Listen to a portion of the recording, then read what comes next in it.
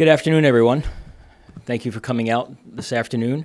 I want to thank everyone who's watching online across the U.S. and abroad. Thanks for coming to the Woodrow Wilson Center. I'm Mike Sfraga. I have the privilege of welcoming you to not just the Wilson Center, but also the events of the Polar Initiative. Today's program is entitled The Future of Arctic Cooperation in a Changing Environment, Insights from a Scenario-Based Exercise organized by RAND and hosted by NUPI. And I want to thank Jack Durkee, my associate in all things, for putting this all together with me, John Tyler and his team for the web streaming, the logistics, and just making everything here go, Brody Ladd for his support, and particularly Molly Hensler and the entire external affairs team. You might note that there's a new blog, new website, and a whole media package, and that's important to us, not just because of this event, but because we want to communicate and inform the general public about the work being done here related to the Arctic. So I want to thank all of them. Also, you note on the slide behind me, not just the title, but also the corporations and individuals within those corporations that actually make our work possible. And that's GCI from the state of Alaska, Ukpiakvik Inupiat Corporation from Alaska, A2A, Alaska to Alberta Railroad from Canada, Algoonic Corporation from Alaska, and the North Star Group with offices here in Alaska and Washington, D.C. The Wilson Center is celebrating a month of the Arctic, and it was our way to package a number of important programs together. This is the second of 7 programs that will occur.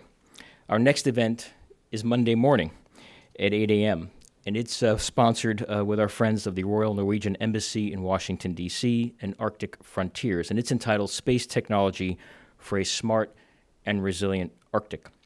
The ambassador from Norway to the United States, Kari Aus, will be speaking as a keynote along with Alaska's senior senator, Lisa Murkowski, and the chairman of the Standing Committee of the Parliamentarians of the Arctic Region, Mr. Eric Sivertson. So we have many events over the next month. But today we want to continue to advancing the dialogue about the Arctic and cooperation in the Arctic. Many of us in the Arctic community often talk about and perhaps even brag about the way in which we cooperate, the communication that happens almost on a daily basis. We talk about the Arctic as a zone of peace. In fact, we even talk about it potentially as a model for peace and engagement.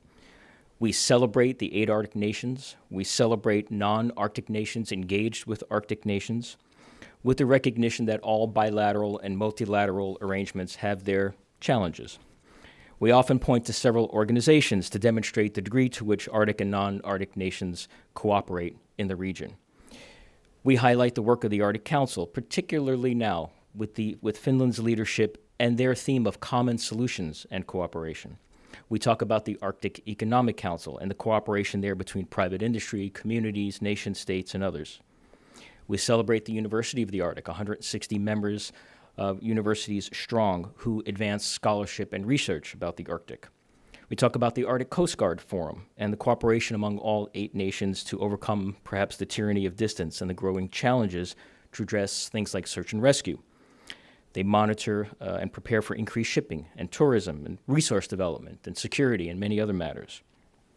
We even celebrate the Fulbright Arctic Initiative Phase 2, which takes scholars from the 8 circumpolar nations and puts them together for a sense of urgency in the work that they will provide with policy-relevant work at the end of 18 months. Today, with our friends at the RAND, Europe, and RAND in general, we're here to talk about their most recent report. It's a report that has a foundation on 3 themes, and it's based off a tabletop exercise.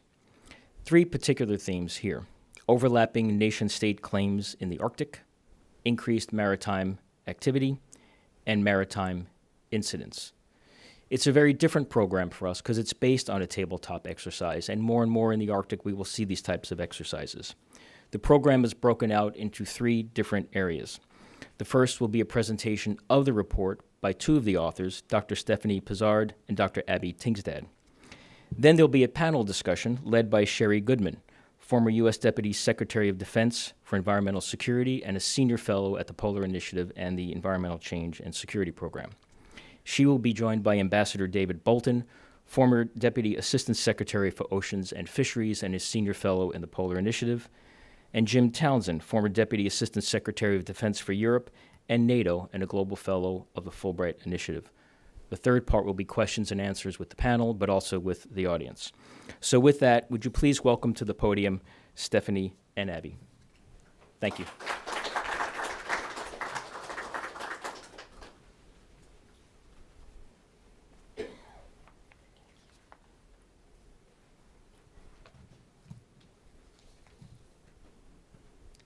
Thank you, Mike. Welcome all. It's really a pleasure and an honor for us to be here at the Polar Initiative at the Wilson Center to present this new report that we are very excited about, and that is on the future of Arctic cooperation in a changing strategic environment. As Mike mentioned, this is the result of a tabletop exercise that we conducted back in June of 2016 with the support of NUPI in Oslo. And that try to play with different scenarios that might make cooperation a little more challenging in the future than it currently is. So first, I would like to mention what was our baseline assumption when we started this exercise, this game. It is that international cooperation has been holding in the Arctic and remains strong to this day. There was a decline in military presence in the Arctic following the end of the Cold War, but the focus on Arctic management and safety has been maintained and remains strong. One way we can see that is through the numerous bodies and treaties and events that Arctic nations carry out together. And that includes that participation in many cases, unless it's a NATO activity, obviously, includes Russia, including the most recently the scientific cooperation agreement that were adopted through the edges of the Arctic Council. The purpose of this table, which is not exhaustive, these are just a few of the bodies, treaties, and events, obviously, that Arctic nations conduct together, also shows the wide variety of the topics and issues that are covered, from the environment to safety, search and rescue, to more security-focused endeavors. Now, that being said, there are a number of factors that are commonly described as potentially presenting challenges for Arctic cooperation in the future. The most alarmist accounts talk about the potential for a war for resources or a new Cold War in the Arctic. A few of these factors are obviously climate change, whose effects are stronger in the Arctic than elsewhere and have repercussions globally. Laws and regulations, and here Mike mentioned rightfully the upcoming decisions or recommendations rather of the Commission on the limits of the continental shelf that will decide on various claims from various Arctic countries on how far their continental shelf extends. Other factors are infrastructure, what is built, what can be built, and we're talking about economic infrastructure, military infrastructure, trade. So very, very broad here. Political military factors, obviously, there's a lot of unknown based on the various political orientations that Arctic nations might take in the future, or political priorities that they might adopt. And the last factor is natural resources, obviously mentioned also as one of the key elements that make the Arctic relevant, not just for Arctic nations, but globally. What these natural resources, what they comprise, who might exploit them, and what are the sort of rights and obligations that might derive from this. And based on our previous research, we had a RAND report coming out last year on cooperation and potential game changers in the Arctic. It seemed to us that energy economics was unlikely to derail cooperation in the future, while an increased NATO presence would likely do so. And also decisions on the continental shelf might also raise tensions.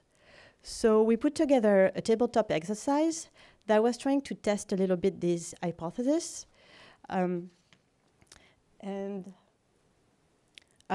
As I mentioned, it was conducted in Oslo with the Norwegian Institute for International Affairs, NUPI, who kindly helped us organize, offer the facilities.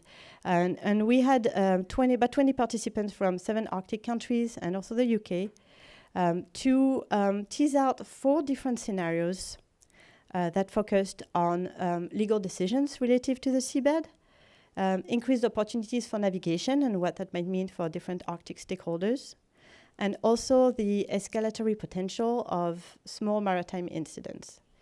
And this exercise is adapted from an exercise that was developed at RAND and that was applied to the Mediterranean security, and particularly around Libya. And we wanted to see if we could extend that to a different region, and a region in which there was actually no conflict, to see if that format could actually be broadened to a larger set of scenarios. And you can see the happy participants after the day and a half of the game. And now very quickly, because I don't want to bore you, but just the rules of the game so that you get an idea of what this participant actually did. So each scenario brought in was a little story of focusing on CLCS decision, extended maritime routes, and maritime incidents, and presenting a story that had various elements that could challenge cooperation and raise tensions. And the way we picked the scenarios, which was difficult because obviously the selection is pretty much unlimited. You can make up anything. We wanted them to be representative of current Arctic concerns. So there was an assumption that in the 2020s decade, which was the time frame for the scenario, the issues that people have in their mind today will still be relevant. We wanted the scenarios to be somehow plausible, because we know that if it was too implausible, we would simply lose interest from the participants. Nobody wants to use some brain power for something that will never, ever happen. And we also wanted scenarios that do not characterize any single Arctic stakeholder as the bad guy. We didn't want any scenario that would be everyone against one. So these were sort of our constraints. And the discussions in reaction to the scenarios focused on how the various Arctic stakeholders, and that was not just the countries, but also the scientific community, indigenous communities, that would also be trade interests, energy companies, how each of them would react to the scenario. And also what other alternative scenarios could have presented more challenges or been more interesting than the ones we came up with. And with this, I will pass the podium to my colleague Abby Tingstad, who will discuss in more detail each of the 4 scenarios and the findings that we came to.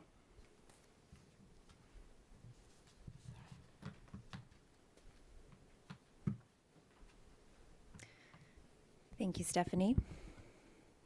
So with this, I'll go through each of our 4 scenarios, or if you will, thought experiments that we did during the course of the day and a half of the tabletop exercise. I'll start in each case with the premise and then move to some of the key observations and findings that we had as the result of each of the scenario moves. And then I'll end with a few overarching conclusions or findings from the tabletop exercise.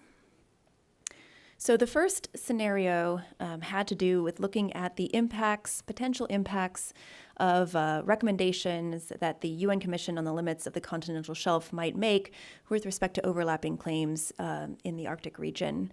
And in this particular scenario, we imagined an event in which the UN Commission would recommend in favor of some overlapping claims that Denmark and Russia have, but had asked Canada, who at that point had submitted a claim, to resubmit with additional scientific evidence later. And going against the norms in this scenario, Denmark and Russia start to negotiate together where the limits of their continental shelves should lie, leaving Canada out of the picture. We also invited our participants, as Stephanie mentioned, to also consider alternatives to this particular scenario, but we started with this kind of configuration. So some of the observations from this scenario discussion between participants was, first of all, that the resources, hydrocarbon principally at stake as a result of this recommendation by the CLCS, were not, although not particularly economic at this time, nor representative of a large portion of economic potential in the Arctic region as a whole.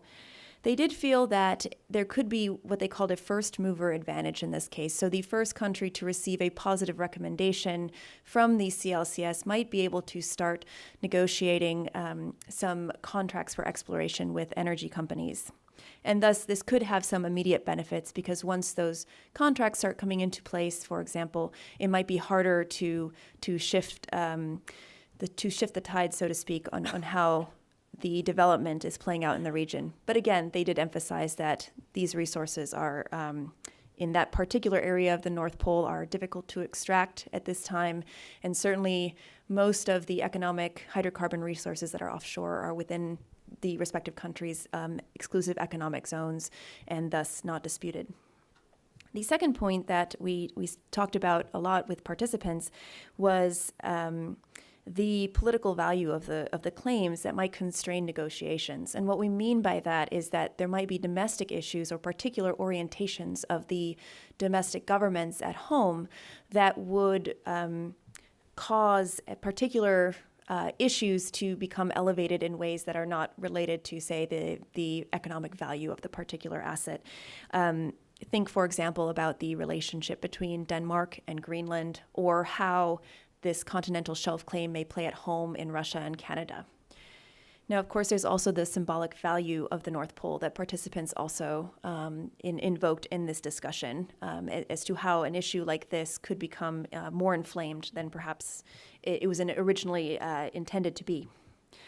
And then the third point of discussion that came up as a theme was that although this issue has the potential to raise tensions under particular circumstances, really Arctic countries are much more likely to respect established international norms and practices than to attempt to circumvent them. And there are a number of reasons for this that they brought up, but principally that there was a real value of the UN Convention on the Law of the Sea for these countries under other circumstances. And so at this juncture for, arguably limited economic potential resource, it was not worth it to them to then go circumvent the convention in this way. And in fact, our scenario premise that Russia and Denmark would go away and not wait for Canada's claim to be recommended upon was actually brought into question because people said, first of all,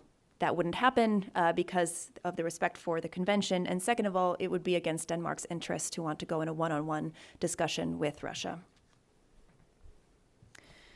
I'll now move to the second scenario or thought experiment, which built upon the first. We shifted the game forward a few months for this one. And here we see further increased access to the Northern Sea Route and the Northwest Passage, something that Russia and Canada in this scenario were busy developing with infrastructure and making economic partnerships.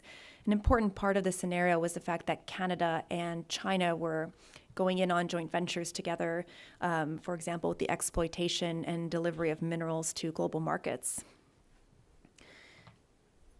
Some of the key observations in the discussions of this scenario were as follows. First of all, although the Northern Sea Route is certainly very important for Russia's economy and Arctic development and infrastructure, its value, at least in the 2020s, early 2020s timeframe that this exercise was focused on, was, as an international shipping route, was somewhat limited, which participants felt would reduce the likelihood that this could raise tensions from that perspective. Certainly, increased maritime activity, including shipping, could mean new opportunities for economic cooperation, which might also bring with it the potential for competition and tension. For example, there has been for some years now some discussions about if there were to be an Arctic shipping or economic hub, where would that lie? And there's a number of countries that might be interested in hosting that, and a number of countries that might be interested in going in on a partnership with that, including countries without Arctic territory. And so that was something that was a subject of discussion in this scenario. And then along with that, increased ship traffic, increasing the probability of accidents and oil spills, certainly issues that might be mitigated in part by new technologies for navigation and oil spill mitigation, but certainly not eliminated. And participants felt strongly that this was an important issue, that Arctic cooperation would in fact help ensure that this did not rise to a level of tension or incident. And then finally, when it came to China's participation in this scenario and the ensuing discussions, our participants felt that Arctic nations would welcome Chinese investment, but would seek to balance its economic power in the region by also reaching out to other investors as well. I'll now move on to our third and fourth scenarios.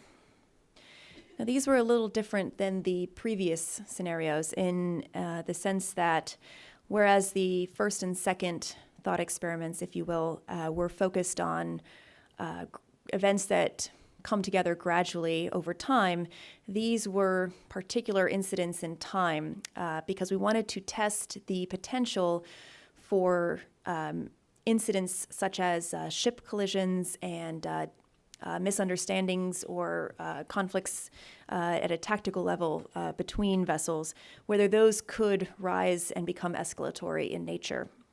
So scenario 3 was our first one that we examined, and again, this built off of the outcomes of scenarios 1 and 2. This focused on the Barents Sea region, and in our imagining here, there is a Danish-leased Russian icebreaker going out to investigate some potential claims in the region for potential future hydrocarbon extraction. And they are met partway there by a Canadian icebreaker owned by an environmental group from Canada who takes issue with their participation in this kind of economic activity in the region. That those vessels do cross into waters very close to Norwegian waters, and so Norwegian law enforcement is also on the sidelines, but potentially going to be pulled in to participate in this. And scenario 4, our final one, is focused on in another part of the Arctic in the Bering Strait. And in this scenario, we examined looking at 2 ships, one Russian, an ice-class tanker coming south, and a Finnish icebreaker carrying Coast Guard members from Finland, Sweden, and the U.S. to a NATO exercise moving north, and there's a near collision and a diplomatic incident after that. And in both cases, we investigated what the potential implications are and whether there could be escalation as a result. So with respect to how participants saw these maritime incidents, they first and foremost really felt that these would result in diplomatic discussions and primarily a focus on safety, bringing again into the picture this idea of safety in the Arctic, in the maritime environment, rather than escalating into conflict. We did talk about how these events would play out in the media and domestically. How would audiences take these? What would be the impact of domestic political situations and media coverage of the event on the diplomatic discussions, and whether there could be an escalatory impact as a result of that as well.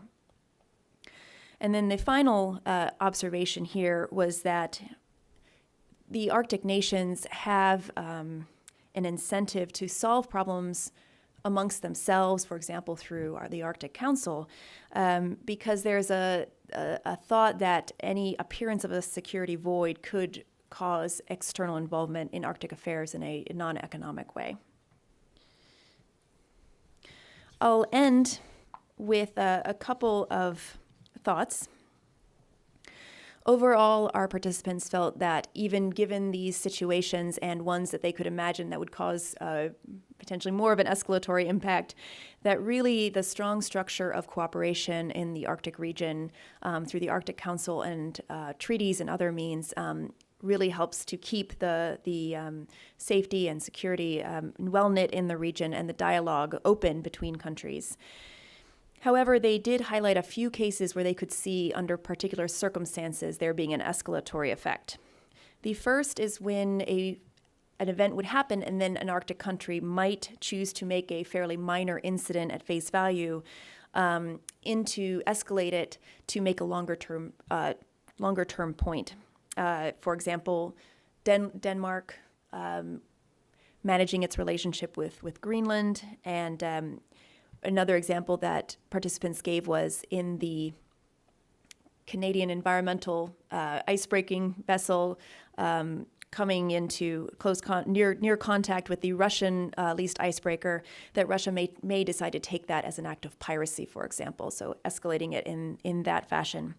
The other type of wild card, as we called them, would be that there might be a series of maritime incidents, so accidents over and over again in a particular area or region, that could lead to testing the patience of Arctic nations and perhaps some finger pointing in terms of, who's not adequately maintaining stewardship over the waters near their territory and maintaining safety and things like this. But other than that, those were the main wild cards that were discussed in this exercise. I thank you for this opportunity, and I look forward to the discussion and the questions. Thanks.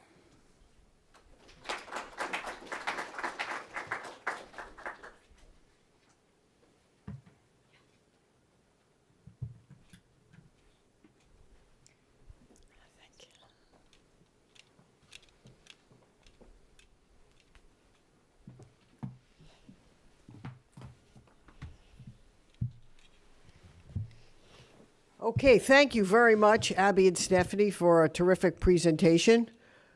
That was a great summary. Thank you, Ambassador Dave Bolton, for joining us, and we will shortly, I believe, be joined by Jim Townsend, former Deputy Assistant Secretary of Defense for NATO Europe.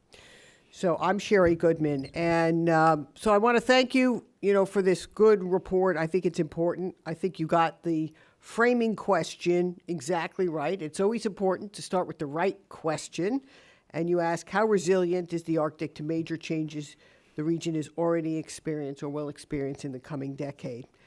And I would observe it just in a hearing yesterday before the House Transportation and Infrastructure Committee with a number of Arctic experts. Rear Admiral Dave Titley, former Navy oceanographer and member of the CNA Military Advisory Board, observed, drawing on work that we've done at the CNA Military Advisory Board, that, we can be at risk of a failure of imagination. And we have never been in a position in the world, he said, where access to an entire ocean opened up within a matter of decades, right? And that's really why we're here today. That's why we're all concerned about it. And that's why it's important to sort of stress test, if you will, the continuing resilience of Arctic cooperation. So let me ask, I want to pull a few threads with you, and then I want to ask a couple of questions of Dave and get this going, and then we will turn to the audience at about 3 o'clock. So when I look through the cases you looked at, they are good cases. A couple of others sort of occurred to me. I thought, well, okay, what about an oil spill, a transboundary oil spill in the Arctic? We know that could be very complicated to remediate. It will make the Exxon Valdez look easy, and it's very likely to have transboundary implications. It may not necessarily lead to an armed conflict, but it could get complicated. So I'd like to ask you if you thought, in your thing, you thought about either the oil spill or maritime incident involving the increasing number of tourist vessels that are transiting the Arctic. We all have heard about the Crystal Serenity, and there certainly will be more of those in coming years. and they could have an incident and require a search and rescue, and there could be complications associated with that in conjunction with other maritime activity. So, I mean, these are excellent scenarios, and frankly, we started with. So, I should have mentioned that we wrote this report in cooperation with RAND Europe. We're both RAND US, and our colleagues at RAND Europe, Alex Hall, co-authored the report, and we had 3 other team members. So, there was a lot of back and forth between the 6 of us on the various scenarios that we could look into. And one thing since we had to pick only a limited number because we had a short exercise, what we tried to do was to pick scenarios that had implications for different domains. So, for instance, the scenario number 2 on the increased maritime traffic in the Northwest Passage and the Northeastern route, that speaks directly to risk of oil spill. How do you manage this increased traffic and the increased hazards that come with it? So that's how we sort of covered that issue through a focus on a slightly different one. But it was a tough choice. We did have an oil spill scenario at one point. We had some GPS jamming scenarios. I don't think we had a tourist ship, although that's a good one. But in any case, we did consider at least the oil spill. Great. Dave, you have spent many years negotiating various Arctic and ocean and related agreements as our ambassador for the Arctic and oceans. And one in which you've been very much involved are the continental shelf claims. Would you unpack some of that as you see it playing out in the Arctic over the next decade or two, and what risks keep you up at night? Thanks very much, Sherry. And let me start by also offering my congratulations to Abby and Stephanie. Is it possible to put the slide for scenario 1 back up on the screen? Hey, Jim.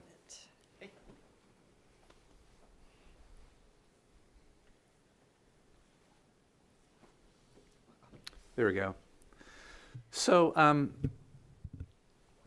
I think that the basic analysis and findings of your report as they relate to the continental shelf issues in particular are sound.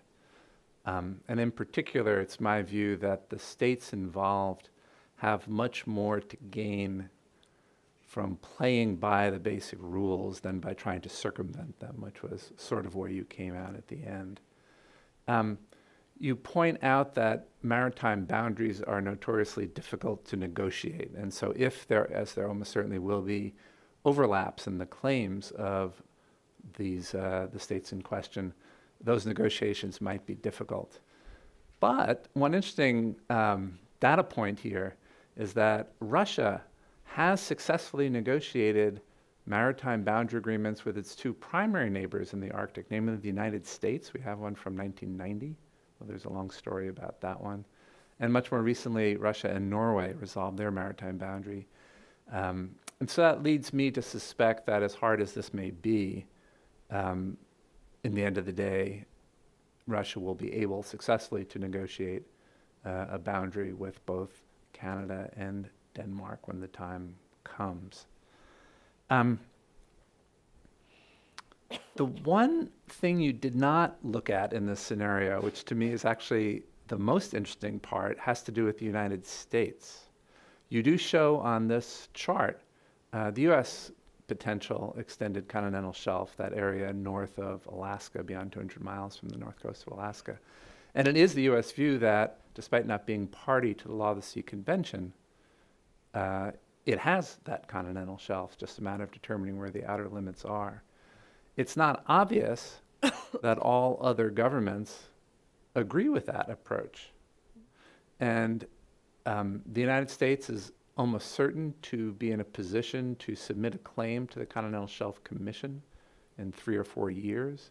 How the commission might receive such a submission, how other states, parties to the convention, might react, is a sort of terra incognita. We've never been there before. And there is at least, not sure, conflict's the right word, there's at least potential for friction over that. And it was in the back of my mind as I was reading through. But generally speaking, again, just to sum up, I think while the overlap in the continental shelf claims will be difficult to resolve, like you, I don't see this leading to very serious conflict in the Arctic. Thank you, Dave. Well, welcome, Jim. We're very pleased to have you here. Good to be here. I'm sorry I'm late. Okay.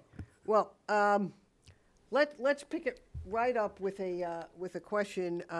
You've seen the report, and as I mentioned yesterday, the House Transportation and Infrastructure Committee had a hearing on the Arctic, at which Congressman Duncan Hunter observed that, in his view, excluding the Arctic from DoD's new national defense strategy was really myopic and short-sighted, and took the Department of Defense to task for its Arctic strategies and its investment in Arctic capabilities.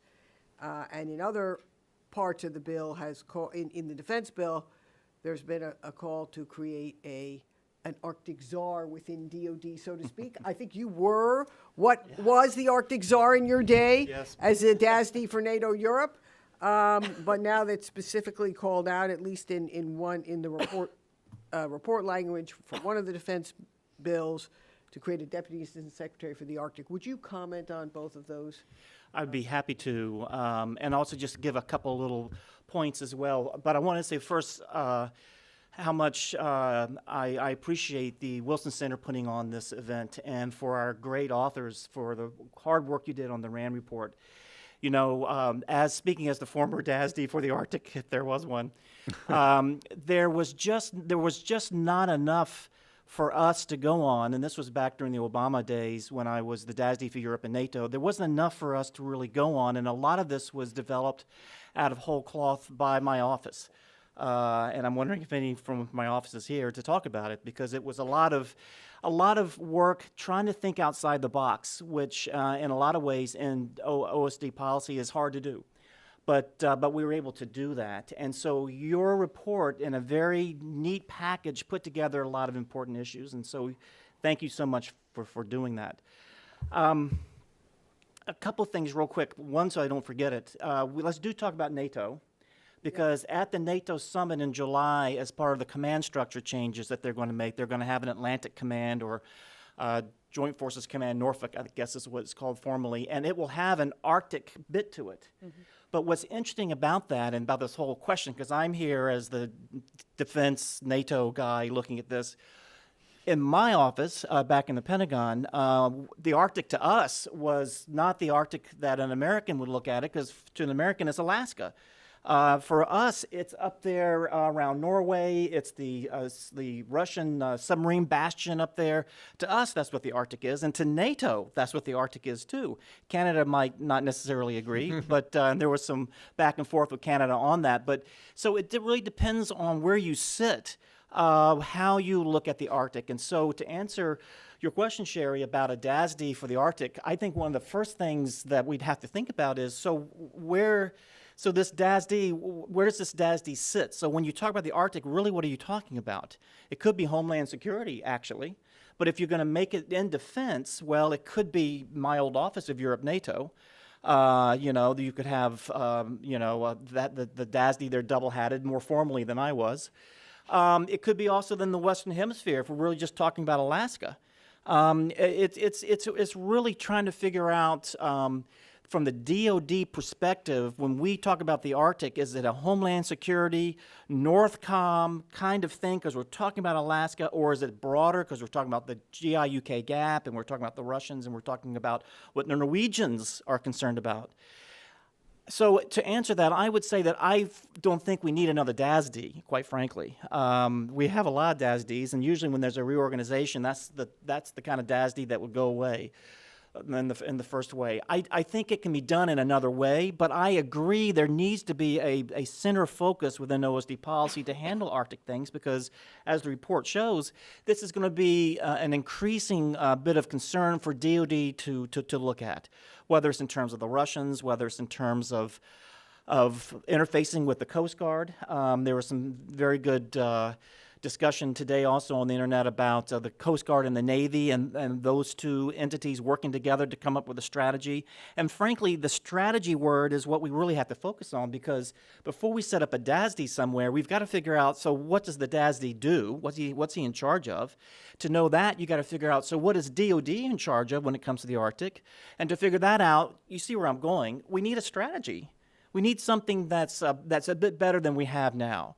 And so I think we need to start off from there and then figure out in terms of how DoD plays, what does DoD need to be able to do policy? I don't think it'll be a DASD, but I think it's got to be someone who can do a more focused job than the way we're doing it now, which is just as an added bit of work to a overworked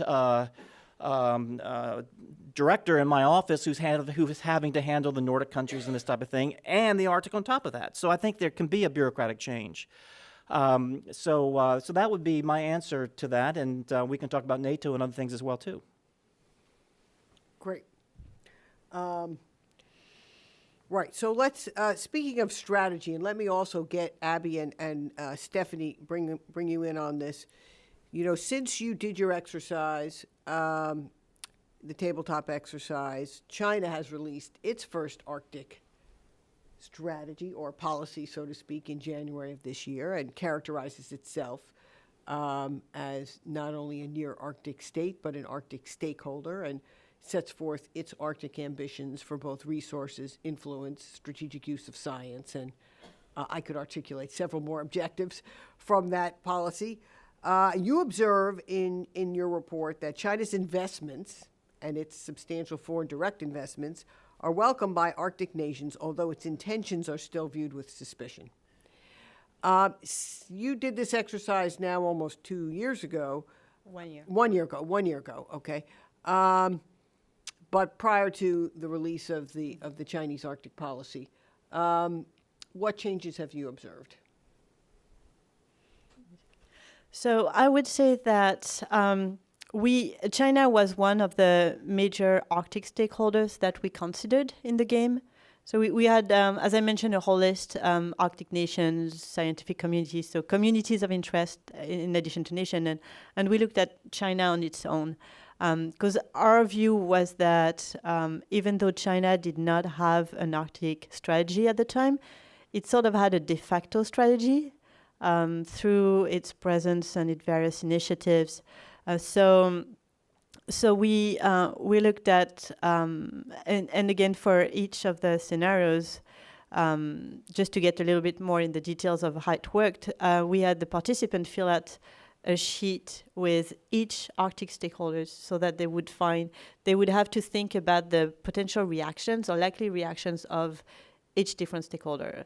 Obviously, if someone was not relevant, they didn't have to look at that. So China was really examined very closely in each scenario. And from that perspective, even though it was a year ago, I wouldn't say, I doubt that either the way we played the game or some of the findings, I don't think they would be radically different. I don't see anything in what we saw that would be drastically altered by the new strategy. And in terms of the Chinese investment being welcomed at the same time as being seen with a little bit of suspicion, I think that's something we've seen repeatedly. We've seen in Iceland, we've seen in Norway. There's really an effort, as Abby mentioned, diversifying your investors so that you don't depend on a single sort of source. And I think this is equally true today. And I agree with what Stephanie mentioned, and I would also just add that I think that the formal production of this strategy represents a commitment on China's part to continuing its interest in the Arctic, and in some ways kind of further signals that its that China is interested in long-term Arctic development and collaborating in some cases with other Arctic countries. So. All right, let's talk about NATO in the Arctic. And let's start by observing that the creation of this new NATO Atlantic Command, which will cover the Arctic and the high north in part, which is needed in part because of the opening and the changes in the Arctic and high north. And it's going to be based in Norfolk, Virginia, which is really ground zero for climate change among U.S. military installations. That's a very good point. The most subject to sea level rise, sunny day flooding, storm surge, and coastal erosion of any United States military base, and the largest complex of naval forces and others on the U.S. East Coast, now housing this new NATO command. So that should not be lost on us, the irony there. So tell us a little bit more about what you think is coming in this new NATO, and does this change how we're going to think about Finland and Sweden in NATO and in the high north? And Dave, I know you have some observations here as well. Please, sir. Go ahead, Jim. Well, it's a great set of questions, and we could spend an hour on this, but I promise we won't. But what I'd like to start off with is, so what is this Atlantic Command? What is this Joint Forces Command Norfolk? Why is it there? Why is it in Norfolk? And particularly because a lot of the emphasis within the alliance to make changes to the command structure actually came from the Norwegians. They were very concerned about what they were seeing in their neighborhood, and including the Arctic, and they wanted NATO to play more of a role, and they have wanted that for many years. Yes. So when the command structure changes came along, they were as they are very good at getting the alliance to focus on what was important to them, which is the Greenland, Iceland, UK gap. But there was something else going on too, which made this focus, instead of being in Norway, you would think, down in Norfolk. And it's not just the fact that they're going to be flooded, and that's such a great point. I wonder if they were thinking of that too. But with the Russian invasion of Crimea and illegal annexation, as well as the Russian involvement in the Donbas. Of course, there's been a great move to try to shore up NATO deterrence and to make sure that there's no step further made by the Russians, particularly against a NATO ally. Well, a lot of that depends on reinforcing from the United States.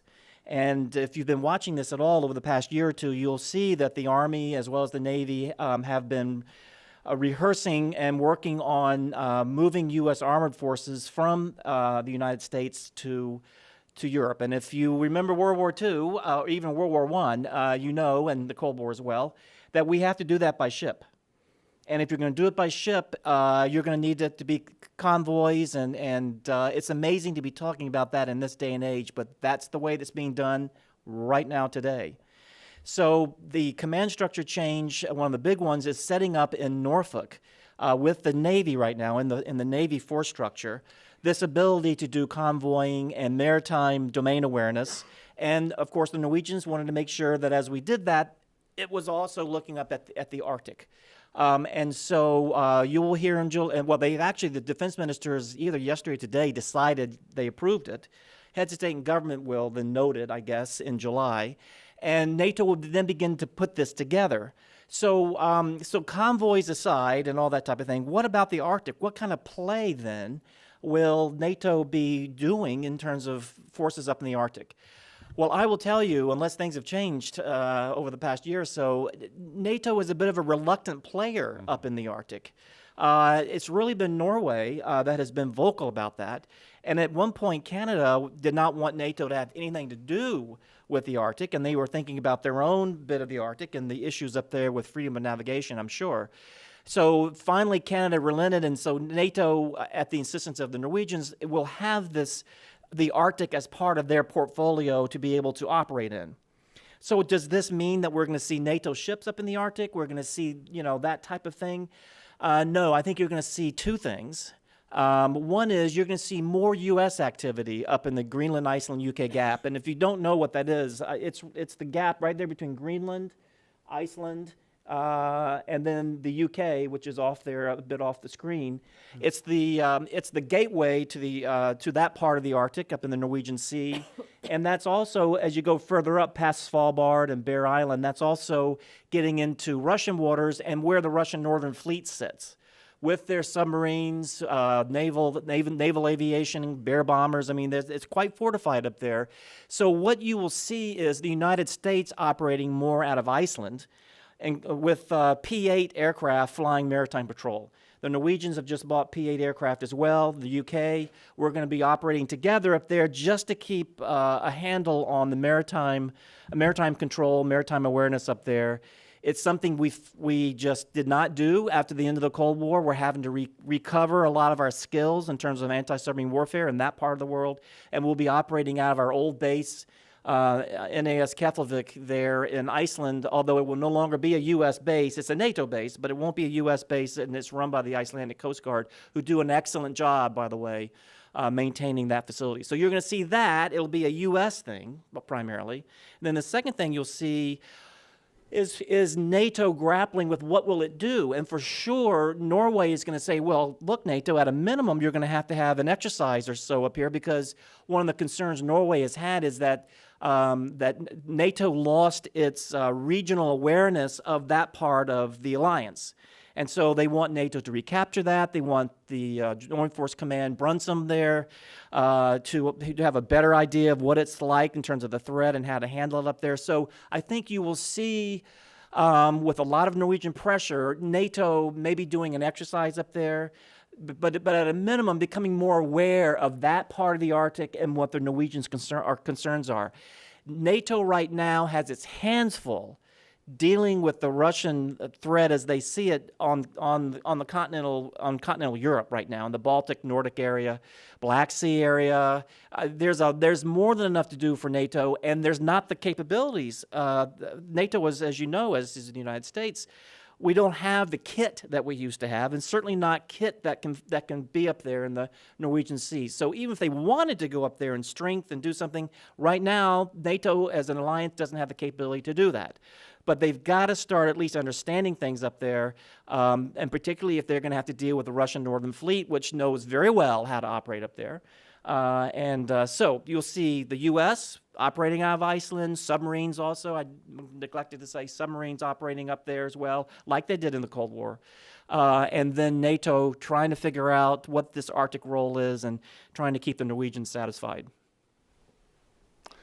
Dave. So Jim mentioned that NATO has been a reluctant player in the Arctic, and what I'd like to add is for good reason. Yes, I'm aware that from the Norwegian perspective, they've been trying to get NATO to play a bigger role in the Arctic for many years, but it's not just Canada that has had some doubts. I think there are others, including me, who've had some doubts about it. And my doubts have to do not only with the sort of lack of resources, but the other thing you said, Jim, and that is there are other places on the planet where NATO's attention is much more warranted.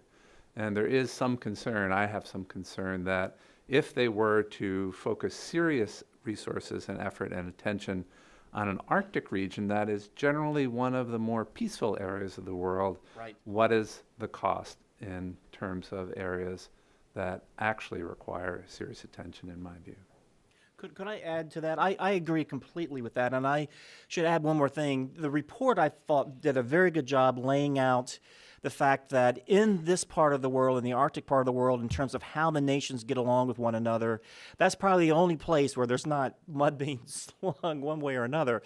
And so I would, if I were at NATO now on the international staff and I was trying to figure out what the NATO role would be up there, I would really keep it one of trying to understand the region better, understand Norwegian concerns. I just think right now the idea that NATO would send, they have some standing naval forces, mainly minesweepers, this type of thing. The fact they would never be able to make it up there, but if they could, the idea that NATO would be sending forces up into the GI-UK gap and further up, I just don't. I think we just let the nations and the Arctic Council and the good work that's being done that was so well laid out, let that continue. And for gosh sakes, let's not be the ones to go up there and give the Russians an excuse to further militarize things there. I mean, I think we need to be certainly prepared and ready and understanding. Maybe there's a need for an exercise, but I think we really go slow. And we try not to do anything that interrupts a very good trajectory that part of the world is still on in terms of not being overly militarized. Okay, last question before we open it up for questions. Thank you both very much. Your report emphasizes the importance of both institutions, not only NATO, but specifically the Arctic Council, and legal frameworks, law of the sea, UNCLOS in particular, and yet both, have weaknesses and limitations. It goes without saying that the one way we should reinforce is by the U.S. ratifying the Law of the Sea Treaty. That has to be said. But how else should we take steps to shore up the institutional and legal frameworks that keep the peace in the Arctic? So that's an excellent question. It was something that we found really interesting coming out of this exercise was really how all participants, and again, from different countries, different backgrounds, we had people from the military, people who were experts on trade or the oil industry, members of indigenous communities, and how they were all convinced that the existing frameworks were really important for every Arctic stakeholder. And the question of how can this be, it's sort of always the question of should the Arctic Council look into more security issues, for instance? Should it broaden its scope? And it's not a question we examined really in depth during this exercise, but there's really a lot of pros and cons in that regard. The Arctic Council has managed to continue functioning the way it has, maybe because it stayed away from hard security issues, I should say. It looks at human security, food security, and so on. But that sort of preserved the Arctic Council as a place where all nations can still talk to each other, even when there are tensions elsewhere in the world. And it has a lot of value. So does that mean that hard security matters should maybe be examined in a different forum? Should there be a different new institution? Maybe, but I'm not entirely sure this would be the right time to set one up in the current, geostrategic environment. So that's something that might have worked 10 years ago. That would have been a great initiative 10 years ago. Now is probably not the right time. So my own inclination would be to continue having countries use the Arctic Council as a sort of platform to agree on more treaties that cover a whole range of issues that are of importance for all Arctic stakeholders. Again, search and rescue, scientific cooperation, these are great examples, and there can be many more. But I think this gives enough flexibility that all the Arctic nations can be involved and continue cooperating. And I think that flexibility is of tremendous value. And I'll add that there was a sense at the exercise that we should keep playing together where we play well. So on search and rescue and scientific cooperation, among other things. And there was also a sense when it came to UNCLOS that regardless of whether or not the U.S. is abiding by UNCLOS, essentially, that by ratifying it, it would show a great deal of goodwill. And I think our participants emphasize that from their perspectives. Now, one thing that we've observed when it comes to these cooperation frameworks and institutions is that these Arctic countries and other stakeholders have been really good through those institutions and frameworks in getting ahead of emerging issues, like in the Central Arctic Ocean and fishing and things like this. And one that seems to beg the question, is security an emerging issue that the Arctic countries need to get ahead of? And then the next question is, well, how? And I think Stephanie raised that point.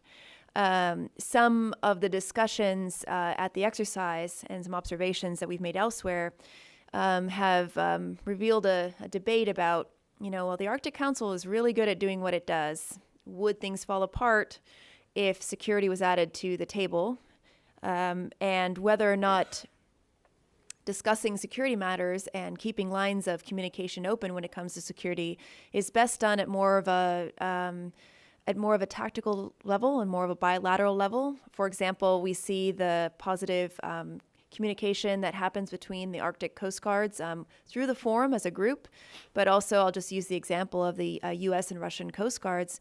There is a long maritime boundary there in the Bering Strait, and there's a lot of interaction and working together that happens to maintain safety and environmental security in that part. So I think that's an important issue that will continue to be raised. How do we talk about Arctic security? Well said. Okay, let's open it to questions now. Okay, gentleman here in the front. Please introduce yourself. I'm Peter Humphrey. I'm an intelligence analyst and a former diplomat. One of the greatest assets we had was a network of hydrophones during the Cold War. SOSUS. SOSUS yeah. and others. And a lot of those kind of went into abeyance, actually to the point that the Navy was handing them over to geophysicists to listen for submarine Whales. volcanism and whales migration patterns and all that. It seems to me that all of that has to be reconstructed now. And I wonder if you could shed any light on that. Certainly it's, technology 40 years later is going to be a lot better. And I'm wondering if that's strictly a U.S. Navy enterprise, or is it now a NATO enterprise? And how far along have we gotten, and when might it be done, and so forth? Well, that's a great question. I asked the same thing a couple of years ago when this thing was cooking off. So some of the SOSUS is still there, and is still usable. But as you point out, technology has moved on, and there's other ways to use underwater acoustics to track traffic and this type of thing. And my understanding is they're looking at it right now, and it would be a U.S. Navy thing more than a NATO thing. Although it's not a bad idea to go to NATO, see if they'll fund some of it. But actually, I think it's strictly a Navy thing. But there is I think there's also a satellite capability as well that helps track those things. So there is new technology. There is some old technology that's still doable. There's still some things I think that were left there that are still usable. But it's definitely something that they're working on and will. There's also an Ocean Observation Initiative, OOI, which is an NSF-funded Ocean Obs Global. It's got some international dimensions. It's got a science component. It also has a security component. So, there are, it's newer technology. And there's also a wide array of UUVs that are coming on board, being deployed across the ocean by U.S. and many others that can replicate and go beyond a lot of the capability that was available through the SOSUS system. Right. Yeah. Ocean Observing Initiative. It's an NSF funded ocean observing program. Yes. Okay, I think we have those two questions. The gentleman in the back there, and then Bill in front. Good afternoon. My name is Nick Mallon. I'm a legal intern with NOAA's Office of General Counsel International Section. You mentioned that the scenarios were placed in the 2020s decade, and my question is whether or not the projected rise of renewable energy sources factored into any of the participants' discussion or decisions to maybe press jurisdictional claims during the scenarios. Yes, very good question. Actually, it did in the first scenario, obviously, on the decision of the Commission. This was considered actually that came up as a white card, something sort of a separate factor that could affect all of the interest that the participants had laid out. And the way renewable energies evolved by 2020s was one white card in terms of how desirable would that make the sort of resources that could be found in these areas of the Arctic. So the idea being they're hard to get, there's more elsewhere, lots of technical challenges, and on top of that, maybe renewable energies will be at a point where the interest in exploiting these areas is going to be even further down. So we did look at this, but that was raised by participants. Yes. Bill? Thank you.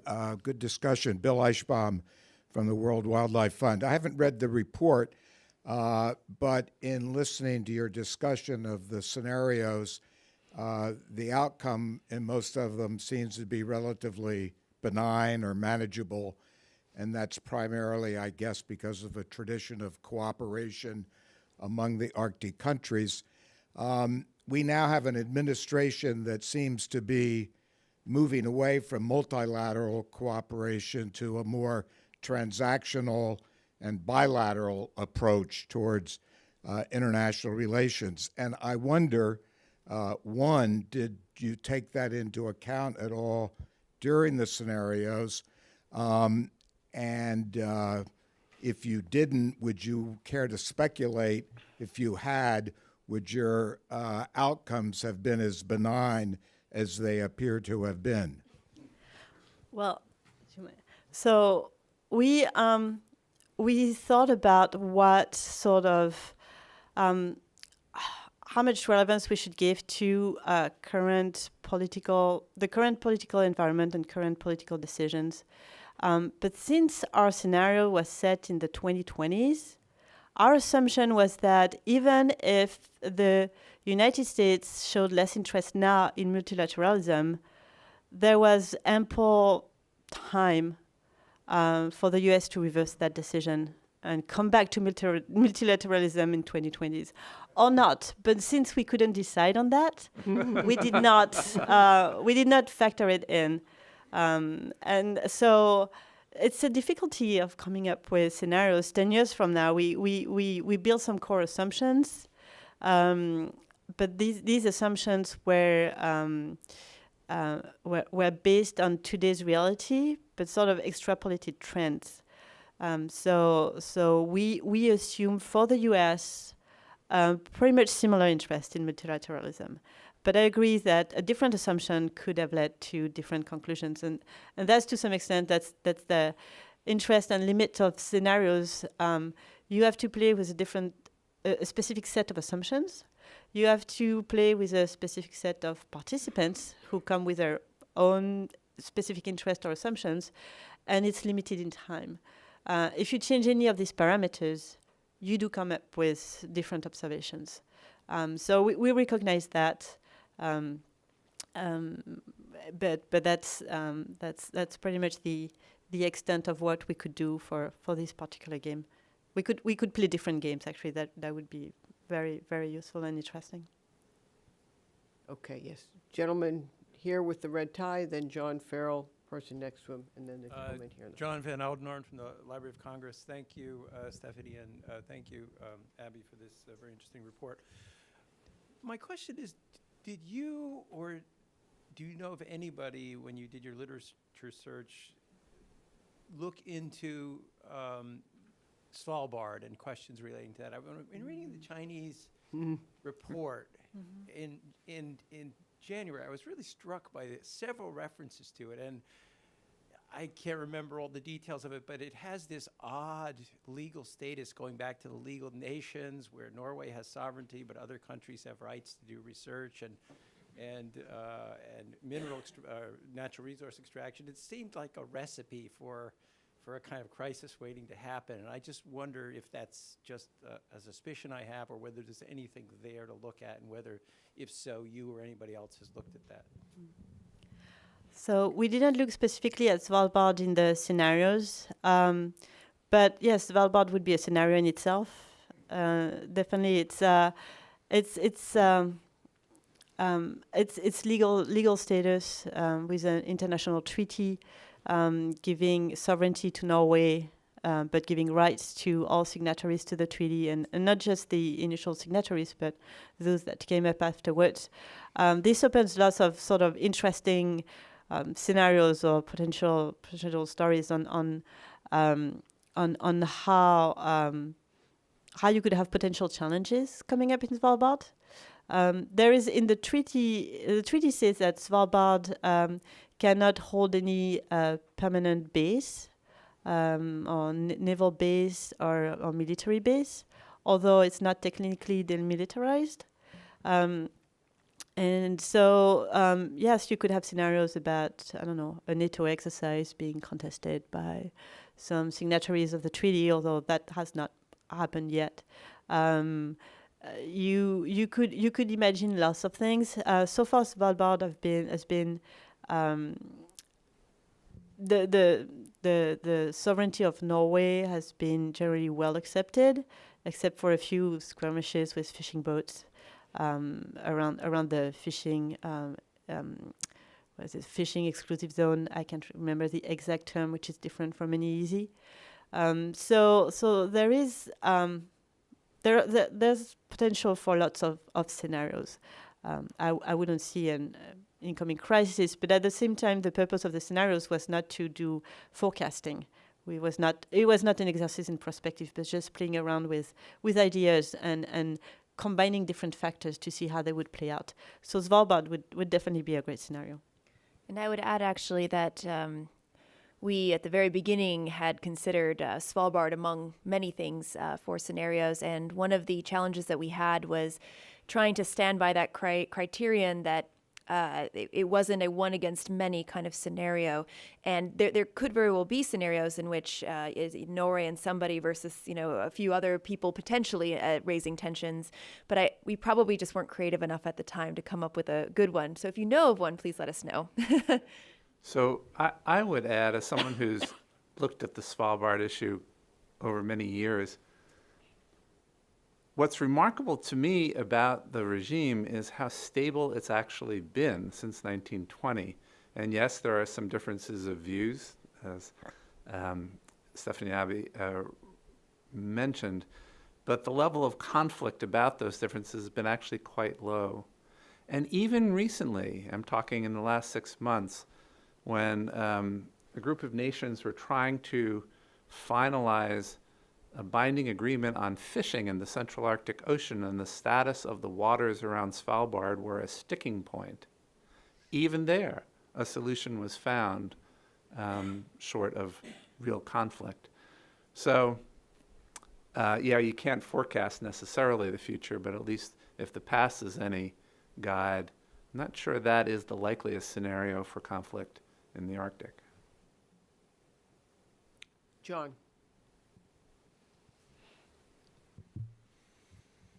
Thank you. I do know someone who did a whole, not a war game per se, but a scenario involving Svalbard in the Arctic, and it was Zachary Hamilla and Walter Berbrick at the Naval War College did one a few years ago. It was a very nice exercise, and I'm sure Walter, who's still there, would be able to tell you about that. My question is on a subject that has been touched upon by several of you, but I was wondering whether RAND considered a scenario where there would be a dispute over fish, such as the cod wars between, say, Iceland and UK, or the turbot war, so-called wars. I mean, there's some real conflict opportunities there. Or did RAND say, well, with the establishment of EEZs and now the fine work of Ambassador Bolton, that's unlikely scenario? I'm curious about your views on that. That's a good question, and definitely another one that we had considered with fisheries, especially with the changes in climate and changes in the status of fisheries as a result, and food security in different parts of the world. So certainly something that was on our agenda when we put the scenarios together. But as we mentioned, I think because although this was not intended to be a forecasting exercise, we also tried to consider scenarios where we felt that the participants would easily get into them in a relatively rapid fashion, and be able to consider multiple sides of an issue. And I think when we were constructing the scenarios, we allowed the fisheries ones to be left for the next time, hopefully, because we had a couple of concerns. One, that people might have required some additional knowledge about how the fisheries would be likely to move, and we weren't in the mindset at that time to put that information together.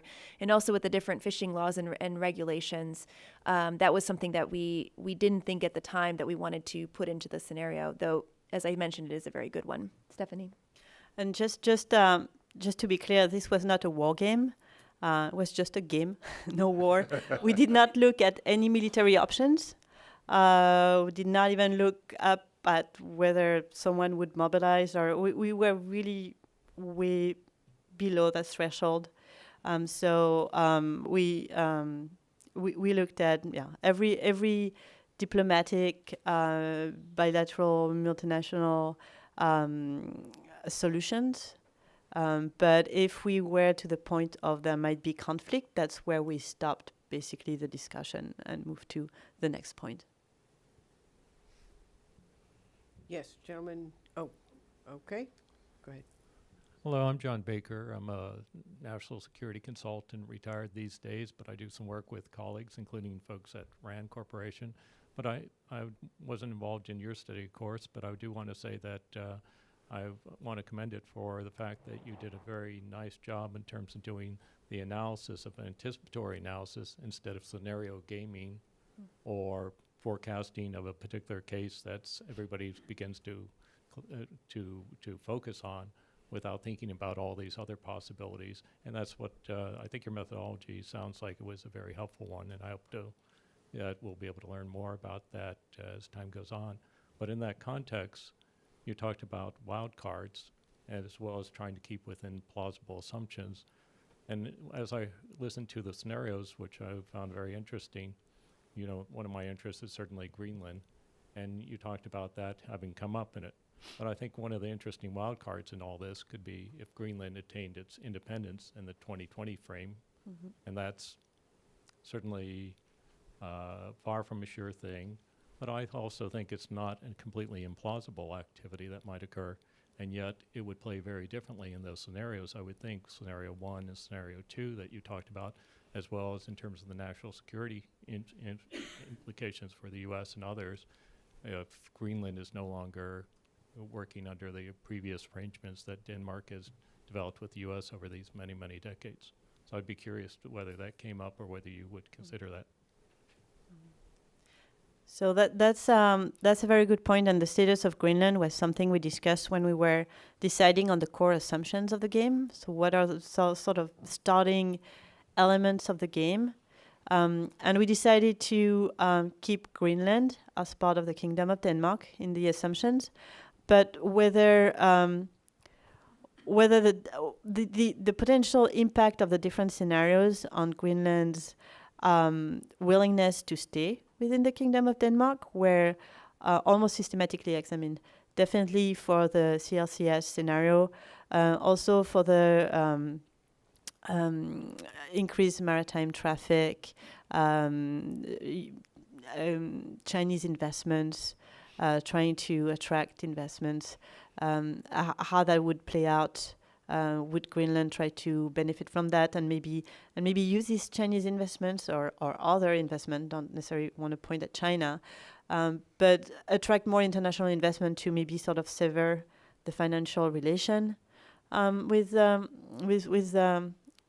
Denmark. So this is actually a point that was raised for almost every scenario, not necessarily as a white card, but more as a part of the observation of what the scenarios would do to the relation. Okay, right here. Thank you. Hi, yes, Allison Azar from the U.S. Maritime Administration. I think a lot of your scenarios are really interesting, particularly the final two, 3 and 4, where you have a maritime incident and how that would play out.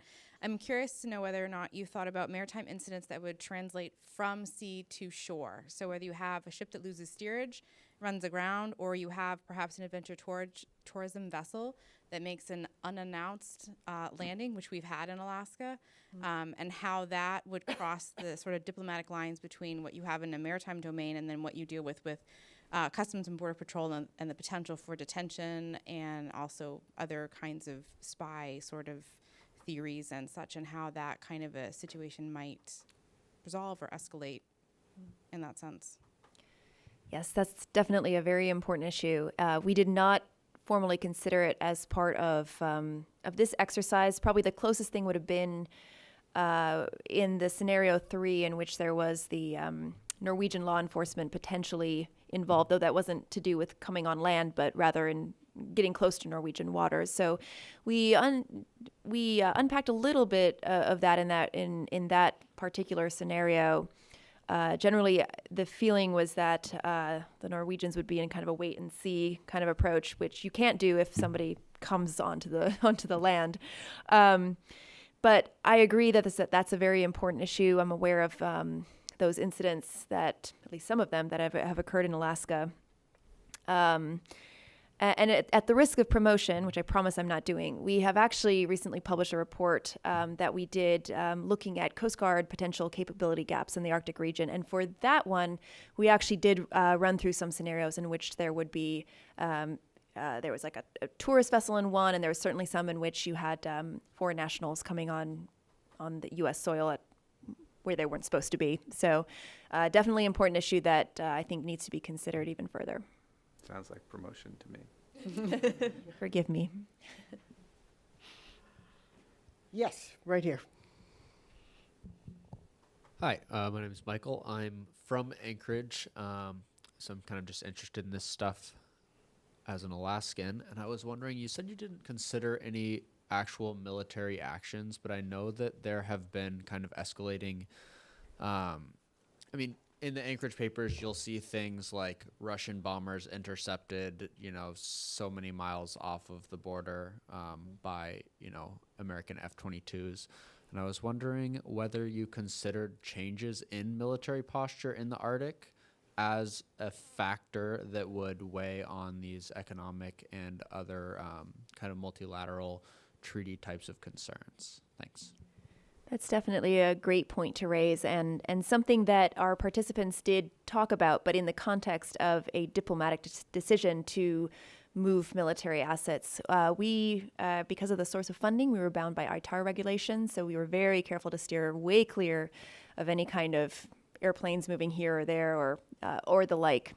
That said, I think there's an increasing interest in looking at incidents that might involve different military assets, because naturally there is a ability to escalate as a result of that, and maybe even start looking at things and say, this was very focused on the maritime domain, as you notice, but what about potential incidents, say, in the air domain, both civilian and military? Okay, that was very interesting. Do you want to pull that thread a little bit? And Jim, do you want, or Dave, one of the concerns even expressed in a recent provision in the House or Senate defense authorization bills that the Navy and Coast Guard need to work more closely on a joint Arctic strategy. And presumably that's in part because, the increasing homeland security mission for which the Coast Guard is usually, the first responder in terms of illegal trafficking or unescorted announcements in American space, but also with the increased U.S. defense posture in the Arctic and the look north, and then the international activities. Do you want to speak to, and then the potential domestic implications? And, one could hypothesize about, hybrid warfare and little green men and the stuff that's been happening in, Europe. And, is there a future where that is something that about which one should be concerned, or really we have wolves much closer to the sled that we need to address near term? But well, I would just say I think all that is something that has to be considered in another study, not this one, but it's it involves so many different aspects. I mean, it concerns North American air defense, it concerns NORAD in Canada, and the kinds of work we do together with Canada to guard our skies. It deals with the Coast Guard. I think that for me, as I look at this, and I looked at the NDAA language and all that they've asked the services to come up with, which is a huge amount of work, I think I'm not so concerned about the military aspects. I mean, the Russian aircraft that you mentioned is something that we're seeing all over Europe too. So I think this is something that right now doesn't concern me to the extent where I think we need to launch a big, expensive program to worry about military operations against whoever, the Russians or whoever it might be, hybrid or not. I don't think the situation calls for that. I think we do have to improve our maritime domain awareness and air awareness, and the F-22s that you mentioned, as well as air defense that's up at Fort Greely. That's for other reasons. I think we're doing what we need to be doing now, but we have to know that if we've got a surge because something has happened with the Russians or whatever, we need to be able to do that. But I don't think today we need to surge right now in terms of equipment or this type of thing, but we've got to improve our awareness, both of the air and sea domain, and we make sure that we have the capabilities that we can put up there should we have to. But right now, I think we sit tight. Brave words. Okay. Well, all right. We're at time, but I want to end with an observation, tying a couple threads together, and maybe give Abby a chance to comment here on the need for continued maritime and other domain awareness in the Arctic. I want to bring in the how the science of Arctic change contributes to our domain awareness in the region, because and the understandings of and how we understand the rapidity of Arctic change, not only the sea ice, the temperature, but changing ocean circulation patterns, and the historic dominance that U.S. has had in Arctic research and science, which continues to be an important part of the overall domain. I gave you the answer already I wanted, but domain awareness. But I see all my fellow Arctic science advocates in the audience, so I wanted to give you, as the scientist on the panel, an opportunity to comment at the end here, Abby. Well, thank you. I think that was a great answer, though. But yes, I'll certainly say that Arctic science, in addition to clearly being a great area of cooperation for nations and scientists and with indigenous peoples and a whole Arctic community, certainly does contribute to our awareness of what's happening in the Arctic and allows us to anticipate what might be the next challenges. And we mentioned the discussions in the Central Arctic Ocean as being one example of getting ahead of an issue. And I think Arctic science played a big role in that and will continue to as that moves forward. Yes. Mike, let me thank you and Jack for organizing this event today. Do you have any closing comments? Okay. With that, thank you, Abby and Stephanie and your RAND team, for an excellent report and sharing it with us today. And Dave and Jim, thank you for the discussion.